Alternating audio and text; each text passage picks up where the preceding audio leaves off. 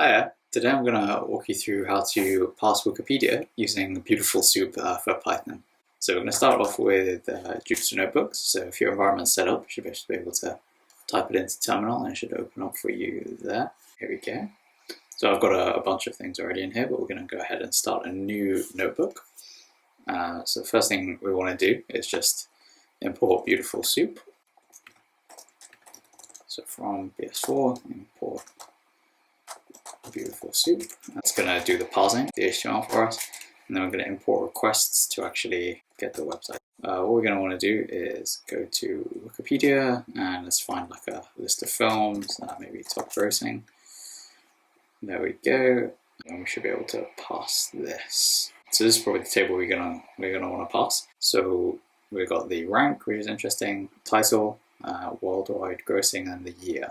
And what's interesting is it doesn't give us any information for the film. So what we can do is we can go here and then hopefully strip out the description, maybe some extra information such as the director, the budget.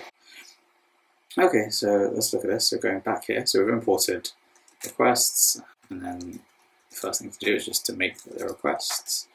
So we do a request to our address there, and then actually just pass that with Beautiful Soup. So that'll pass it into a structure that we can then traverse and query. Has that worked? We don't know. The easiest thing to do is print something. So we can just print the result of that. And we want to limit that as well so we don't get too much. So we'll just print the first 1,000 characters. There we go. So it has got the HTML and returned it. And that's starting with the head of the document. There's a lot of JavaScript, not really easy for us to parse as humans. So we can then have a look at that. Title string, see if that works. Yeah, it's kind of more reasonable. It kind of matches what we see up here. So that's sort of our first foray into Beautiful Soup. So that's working quite well. So now on to something more interesting. How do we actually target this table that we want to find? So the first thing to do is open up the Chrome inspector here. What we're going to want to do is find, just using this up here, so that should be, what's it, Shift-Command-C on your Mac, or similarly on your PC. So find, okay, what is the element we want to search for? So you might need to know a little bit of basic HTML for this, but you can see roughly here, so it begins with a caption, but actually there's a table class here, wiki table, and I'll take a guess that anything on this page is probably a wiki table. But I think this is the first table on the page, so that should be fine. So what we're going to do is we're going to look for a table with the class wiki table. So I'm just going to copy and paste that. So within our soup, we can just do film table equals soup.find. And we just want to find a table with class, it needs to be class underscore equals, I've got the whole list of classes that I copied there, equals wiki table. And just print that to see if it worked. So print film table, yeah, that seems to have found it. And there we can see the HTML for our table. It's a bit daunting. We can pass that all as well in due course. So what do we want to do next? We know our table has rows. So what we can do now is we can then, look at these. Yep, each of these is in a row. And then there's also probably a row for the header as well. So what we can do is for row in film table here we did a find just to find the first instance, but now we want to get all the rows, so we do a find all on tr, and we don't want a class this time, as we just want to get all the rows. And so let's just do that and then print the row to see what we get back. Okay, cool. So we're getting back all of our rows here. Let's print something just to differentiate which row is each. Okay, so this is the first row, it's the header, and it's showing us all of these.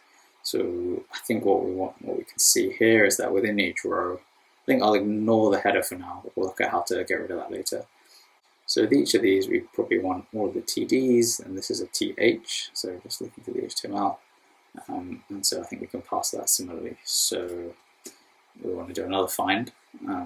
So columns equals row dot find all, and this time we want to find TD and TH. So this really is like the power of Beautiful Soup. It's really easy just to search for different tags there. So let's print columns. Columns equals, that's not the right syntax, so 4 columns in that. Print that, there we go. Okay, cool. So similarly is getting all of our results here. I'll print that back. Great. How do we now get out these titles, this the index, the amount grossed there? It's just an array, so we can just do, cannot do that. Column 0 dot text. Why is it not liking that? It doesn't have text on it. So that's not initerable, so what we can actually do is just do it like that. Print columns 0. There we go. So that will print the first result of columns. So the first column. Yeah, so you just have to be careful with your types when doing this, and do what typos as well. So we can see here, so column 1 should be the peak, and then column 2 should be the title. So if we do this and get rid of this, we should see a list of all the titles here. And to get the actual text, the inner text of the HTML, we just do .text, and then we have a whole list of films. So actually, that's the first result we can do. So we can do title equals column2.text. I think we can, yeah, we'll take a guess and do grossing is column3.text. Probably want to print those both as well. Yeah, that's working pretty well. We're still printing this header list here.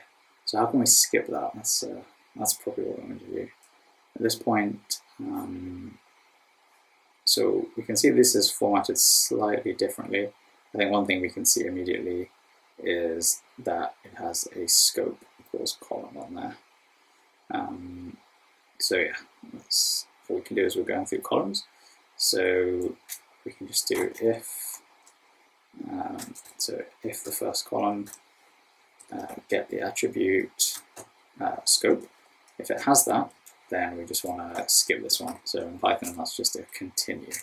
Then when we run that again, we'll see it just returns the films and the amount they grossed. This is quite quick to run every time we run it, so I think it's just worth saying it's not doing the request every time. So we've already done that at the beginning of the page, and every time we run it here, it's just recalculating it for the soup that we've already parsed. So what can we do next? I think let's just grab our remaining columns.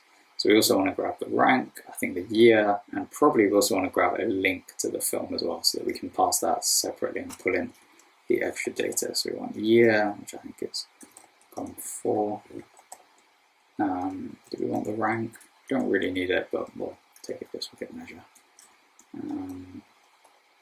We don't really need it because we're going to put this all in a Pandas data frame at the end, and that will have an index for us anyway. So rank title, there we go. So Star Wars Spirit Film, oh, I'm sorry, 3, made that March, and it was in 2015. And then we want the link as well. So the link to the details, so that was related to the title. So we'll take the second column. But one thing we'll notice here, so there's a TH, and within that there's whatever text, but there's also an anchor element. So how do we find that? So we just do column, similar to before, just find the anchor. I'm going to do this separately so we can check that that's been found. And so if that's found, if link anchor, then link detail equals, and then just get the href on that. Does that work? Yeah, there we go. Cool. So that seems to be everything for us. Now I was wondering why these were outputting on different lines, and I think that's because when it's finding this, it's actually putting in some new line at the beginning of each one of those. What we want to do is we probably want to clean those up as we import them. So let's just do a simple function, clean string. So yeah, let's just remember to check for our string at the beginning. Do clean string dot, let's first strip any white space, and then we can also replace any new lines. Just replace them with a space, I think, for now. And then again, strip any white space again, just to be sure. And yeah, let's return that, return clean string, so it's a new function here. And if we didn't find the string, let's just return whatever was input there. So yeah, let's just put that right each of these in that, so that we clean each of the strings. So this will remove any trailing white space at the beginning or the end, so it'll be that new lines, extra spaces, whatever we have. And that should cause an error in our output in that. Yep, so a little typo there. It's actually not the error I was expecting. What I'm expecting to see is that all of these now come out in one long line. Yeah, that's fine for now. We kind of know roughly what it's doing. It's separated by spaces, I think. So we can call this our result and just return it as a tuple. We can actually print it before we return it. And probably what we want to do, instead of just printing it, we're going to put these in an array. Let's do all results as an empty array. And then let's just add it here. All results dot append result. And that's nice. And then actually what we can do is just check that that works. Instead of printing each of them, just print the whole thing at the end. Great, so we seem to have passed pretty much the bulk of what we wanted to do. That's just the beginning. So let's now put that in a data frame. So import pandas as PD. Our data frame, just call it df equals data frame. And what? All results. And that's what we put it above. Yep, all results. And then df.head will just show us the beginning of our data frame. So we've got some issue here. So data frame is all type over there. And that's worked. The one thing we can do to make this nicer is give it some headers. So headers equals, so this is just what we had before. So we had rank. I would normally copy and paste this, but it might be easier just to type it. Title, link detail. I'm going to copy this from the page, worldwide gross. Oh, it doesn't want to copy and paste. You can copy and paste it from the source. Worldwide gross dollars USD, and then finally the year. Oh, still not happy. Headers equals headers. I think that's actually columns. There we go. Oh, there we don't go. So it's giving us an error because there's a mismatch in the number passed in there. Ah, right, missed a comma there. There we go. Pretty simple. Sorry about that. I'll probably cut that from the video. Great, so that seems to be our data frame. The head is just showing us the first 5 results. Let's change that, see the whole thing. Pretty easy. Oh, rank, there's a little error here. This is not actually the rank column, because if it was the rank, it would be 1, 2, 3, 4. I think I've got the wrong column here, so this is just the peak. It's good, so yeah, just eyeballing our data like that. It's a good way to check for any mistakes. Rerun that. There we can see the rank isn't the same as the index, which is why I said we don't really need the rank anyway, because the data frame will give us our index. The only difference, I guess, is that it's 0 indexed, so that's nice. Now, what we really want to do is actually pass this extra data, the link detail. So what we can do there is write a new function, and then run it for each of these links.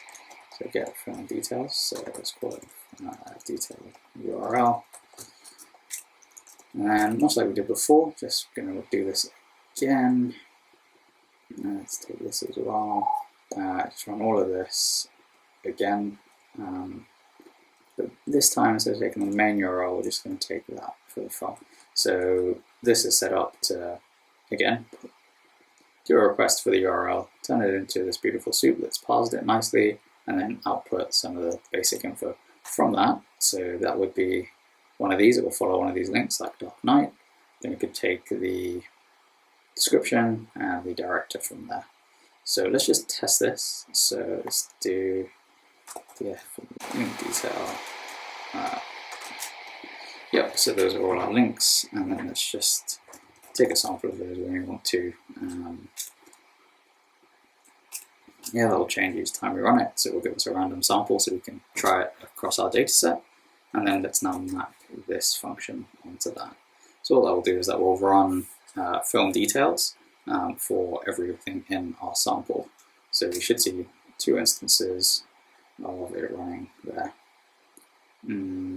And one thing that we've got wrong here is that is not the URL, it's just the trailing string. So we can, what we need to do is put in the rest over there. And we can see, yeah, it's already got that, slash. And there we go. So it's, again, pulling back Infinity War and, yeah, printing out the title at the end. So it's done 2. It's done Avengers and it's done Dark of the Moon. No idea that was in the top 50 grossing, so that's interesting. But now we actually want to get those results out of there, not just print the title and the opening JSON.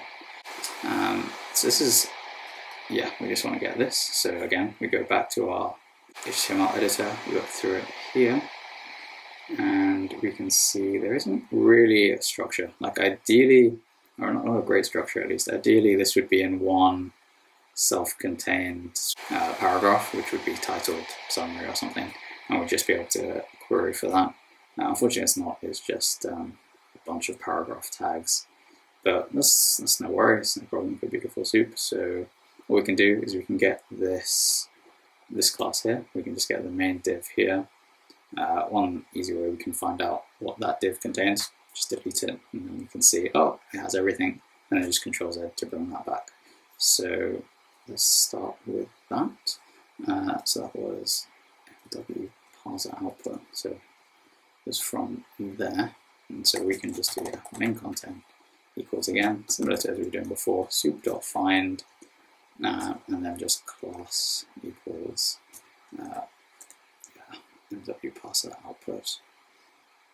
And let's print that main content just to probably a pretty big output, and we can reduce that to 1. We don't need to take 2 samples anymore. Yeah, it seems to have got everything. So this is looking at, I think I saw, yeah, Robert Downey Jr. So it's Avengers. Yeah, so then what we can do is, now we've got the whole text of the page pretty much, we can just step through the paragraphs. I think what we'll do here is we notice that we get down to the contents box, and then we get down to the first heading here, which is normally plot, but it's an H2. So what we can do is, if we just take all the paragraphs that appear within this div before the H2, we should be fine. So how do we do that? So we've printed our main content. So we can do main content.children. So it's passed it into a tree, I think. So if we just look at the children, so for child and children, let's just print that to see what we get. This is actually doing the request every time, so that's why you can see a little bit more latency, because every time we run that, it's picking a random one of these films and doing a request to that address. Alright, so similarly, printing all the children, we just get something like this. Now what we can do is we can check the type of the child, so this child.name, so these are the child elements. If it's a p tag, let's go with that. Actually, yeah, print child.text. That's probably going to be a pretty big output. Yeah, so this is Iron Man 3. Yeah, that's pretty much what we want. That is the whole page, so it's a lot more than we want, but it's on the way. I think to finish that off, we just need, if it's an H2, like we said, we want to stop and then break. Cool, and then we get Incredibles 2, and we just get the first few paragraphs. Let's double check that. Let's, always go back to our sample data and make sure we're doing it correctly. So we've got 3 paragraphs here, and talk about Into the Spider-Verse. That is, yep, 1, 2, 3, and yep, finishes by speaking about Into the Spider-Verse. So there's the right paragraph. What we can do is just, concatenate these into a description instead of printing it. So we want to return this afterwards, so description equals, let's just do a new line, and child.text. Yeah, once that's done, let's print it to be safe, and then we don't want to clean it because, like we were doing before, because that was replacing new lines, but we do want to strip any trailing white space, so we want to get rid of that new line and any others that have been introduced. So yeah, let's just do description equals description dot strip. So yeah, like we said before, that will strip any white space. And we can print the description and return it. How does that look? That looks good. Let's try it with a few more samples. Dark Knight Rises, great film. Minions, I think, yep. And then an unexpected journey. I think it might be trimming the results here. And, it needs to be a plus equals there. That's why it's just taking the last paragraph. There we go. Now we're getting Rogue One. That's the first few. And we get Jungle Book, and then Black Panther. You can kind of see there. Great. So that is getting the film details. But actually, what we want to do is get the description, and I think we could get something else. Get also the director. Oh, I thought it said Brad Pitt for a minute, but it is not. It is Brad Bird. So let us just simulate how we did that before. Let's say put this in a new function. Just tidy things up a bit. It's getting a bit long. So get film description. Let's put from detail. Get film description, and then let's just pass the soup in there. And I think everything was coming from main content, which was coming from soup. So all our parameters are bound. So this should be its own function. We can get rid of the printing there, and then we can just say description equals. So this we all copied and pasted, so that should be fine. So description equals that. And we'll just pass in soup, and we can print it here just to make sure. Run it one more time. There we go. So that's still working, and we've refactored it nicely into a new function. What we can do now is get director, from details, get film director, and now we just need to work out how to pass that. This is a lot easier because this is already in a relatively structured format on the side here. So this is an info box in our table. So just like before, to get the table, we find table, class equals info box. Let's print that just to see what we're dealing with.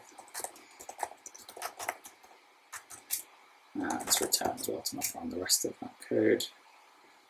That code is actually now not being run, so let's just do director equals director soup. So we rerun that, that was working, so we got a bit long, but we can see here we have a table which has a bunch of fields in it, so we can just pass that, so find our table, and we can iterate through the rows until we find a row that begins with directed by. I think that's a pretty standard format. Yeah, there's a few there. Yep, directed by Shane Black, 993. There we go. Okay, so get from director. I think actually we can get rid of this. Print main content. So for row, and let's just do it again. Content.find, so we just want to find tr, find all actually. Table row, just table row. There we go. So this is giving us all our table rows. I think actually it's still giving us the main content because we can see more than just table rows there. There we go. So this is all our TRs. Let's break those up a bit in our output just so we can see. There we go. Probably a better way to do this would just be a new line in there as well. Great, so we can do the first one here. It's the title, and there's some alt text for the image, and then finally we get here. And what we can see is we can see a th directed by. And that's similar to what we see here. Well, it's exactly the same. So what we can do to parse that is find just that th. So header equals table dot find. Yep. And then just print the header. Okay, so we just print that as we find them. Now there we go, and then we can probably see we've got one here, so directed by, produced by. If header.text equals directed by, then we just want to find the same column, so same row, find, what would it be? So this was a th, so this will be a td. Great, and that should be what we want. So then let's cast that to text. Oh, getting an error. Good. Right. Okay, so let's double check that. Right, so header.text. We need to do header and header.text. There we go. Because not all of them will have that at all. So, right, that seems to be, column.text seems to be our director right there. Great, so then we can do director equals column.text. Let's run to clean that string, get rid of any trailing spaces, clean string, and then we can just return director. Brilliant. So now we should have something that returns. Oh, we got none there. That's not ideal. I think that's the return type of this because we're no longer printing any of that anywhere. So what we can do is our result now is our description and my director. Print the result. There we go. Huge. So we have a huge description, and then at the end we have our director on that. That should be the same type as this. So we should be able to now join that onto our initial data frame. So we've set up that function in there, tested it and everything. So we're going to do a new cell to get things going. So the result is actually going to be the exact same as this, but without the sample. And one thing we'll see, I'll just run that, it's 124. That takes a while to run. Yeah, that took a while to run. How long did that take to run? Let's find out. Let us import. So from time we can import performance counter, or just perf counter. So time one equals just pretty simple. We can just call it like this. Time two is the same. And then we can just do print time taken, and it's just time two minus time one. And then what we'll do is we'll parallelize this afterwards. Oop. Need a little comma. And then we'll parallelize this afterwards and see how long it takes when we parallelize it to be multi-threaded. There we go, that's finished. Time is not defined. That is a shame. A little typo there at the end. The one final thing to do is once that finishes, we'll have our results in here. Now we want to map those back onto our initial data frame. We can do that pretty easily. What we can do is zip star the results, which will take 1 and 2 and pass them as arguments. So we'll basically destructure these. So yeah, then we can do df description. So we'll split those up because at the moment it's returning them as an array or a list of tuples. So that tuple will have description and then the director. So we just destructure that with zip, and then we can do that. So if that's finished running, we can see the time taken. So that takes about 23 seconds. And so zip result is giving us an error here because we don't actually have a result here. So we're getting the result, and that's probably what I was printing, is return that result. We can rerun that. That should take 23 seconds, unfortunately, so we'll see the results of that when they load. While we're waiting for that, we can crack on and look at how we would multi-thread that. It's actually super easy in Python. pretty much the same number of lines as before. So we just want to import multiprocessing as MP. Oh, there we go. 23 seconds are up. Let's look at the results of this now. So this looks like it's done. So let's run df.head on that. Brilliant. Yeah, look, we've got the description here for Avengers, and we have the directors. Bit of an issue here where it's joined these two, so the Paul Russo brothers are now one long name, Anthony Russo, Joe Russo. Yeah, I think we just need to pass that properly up here.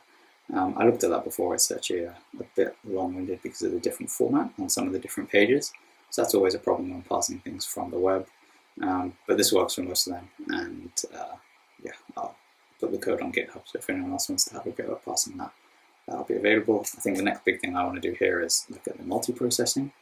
So with mp.pool, and then we just create a pool from our CPU count, and then we do some as pool, and then we can run our operations in here. So let's just call it threaded result equals, and pretty similar, we can just pick an operation that we want to map across that pool. So we just want to run, similar to what we did here, get this film details against this list, and it will run that in parallel.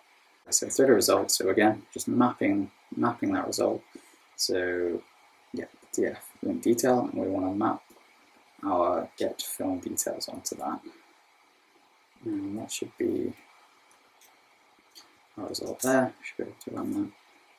Let's see just how much quicker that was. Let's take our performance counter. And then we can do our, so 2. And let's not forget to zip our results up. Which actually we did afterwards, so let's actually do that afterwards to be fair on the results. So this is now multi-processing it. You can see how long it takes. 4 seconds. There we go. So 4 versus about 25. So I think that's a pretty good improvement. I think this PC is using 12 CPUs. Same result as before, but just much quicker. And there we go. We can actually see all the results there. 50. There we go. I think it's, yep, showing us all of that. Okay, so the only thing left to do now is to output that data frame to CSV. Pretty simple with Pandas, just name of CSV. So .parsing films.csv. And the other thing we can do is we can specify only certain columns. So we probably just want to include rank, title, worldwide gross, year, description, and director, I think.